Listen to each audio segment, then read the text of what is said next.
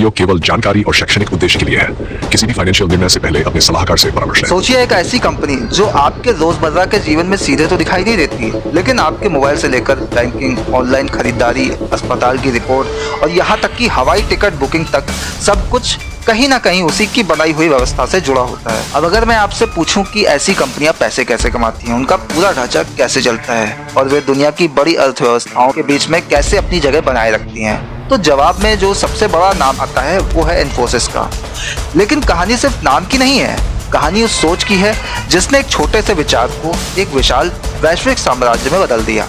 और अगर आप इस पूरी कहानी को समझ गए तो आपको ये भी समझ में आ जाएगा कि आज की डिजिटल दुनिया असल में कैसे चलती है।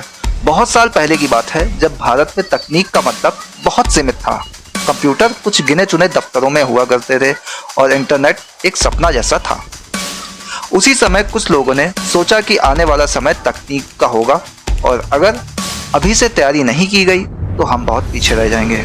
इसी सोच के साथ में कुछ युवाओं ने मिलकर एक छोटी सी शुरुआत की जिसका नाम आगे चलकर इन्फोसिस पड़ा। शुरुआत आसान नहीं थी, संसाधन कम थे, विश्वास बनाना मुश्किल था और दुनिया में पहले से ही बहुत बड़ी विदेशी कंपनियां इस क्षेत्र में काम कर रही थी। लेकिन एक बात थी जो इन्हें आगे बढ़ाती रही और वो थी सीखने की लगन और कुछ बड़ा करने की इच्छा। अब जरा इसे आसान भाषा में समझिए। मान लीजिए आपके पास में एक छोटी सी टीम है और आपको दुनिया की सबसे बड़ी कंपनियों के साथ काम करना है।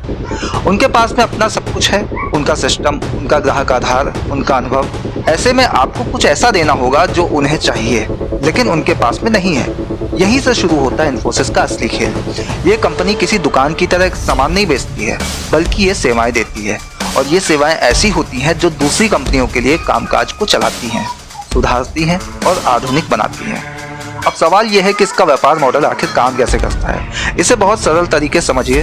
दुनिया की बड़ी कंपनियों को अपने काम के लिए तकनीकी मदद चाहिए होती है।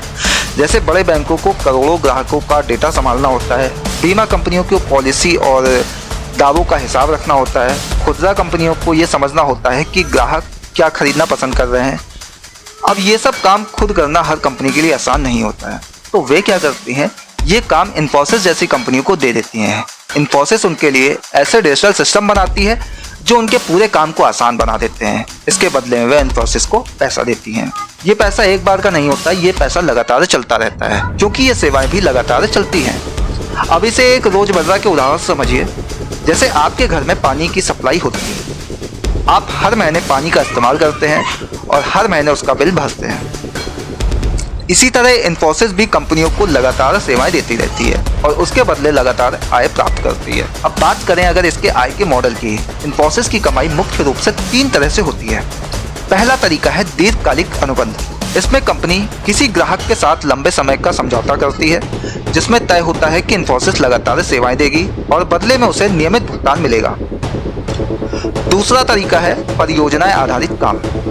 इसमें किसी खास काम के लिए इन्फोसिस को बुलाया जाता है, जैसे कोई नया डिजिटल सिस्टम बनाना या किसी पुराने सिस्टम को सुधारना। काम पूरा होते ही भुगतान मिल जाता है। और तीसरा तरीका है सलाह और परामर्श सेवाएं। इसमें इन्फोसिस कंपनियों को ये बताती है कि उन्हें कैसे आगे बढ़ना चाहिए, कौन सी तकनीक अपनानी चाहिए और अपने काम को कैसे बेहतर बनाना चाहिए।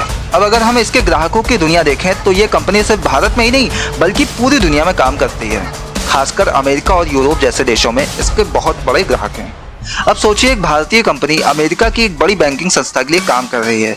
ये बैंक अपने करोड़ों ग्राहकों के लेन देन को संभालने के लिए इन्फोसिस के बनाए सिस्टम पर निर्भर है। ये भरोसा रातों रात नहीं बनता है, इसके पीछे सालों की मेहनत और भरोसे की कहानी होती है।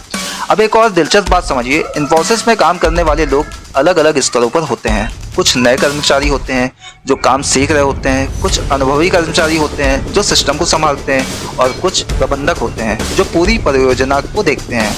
अब यहाँ एक महत्वपूर्ण बात आती है जिसे समझना बहुत जरूरी है।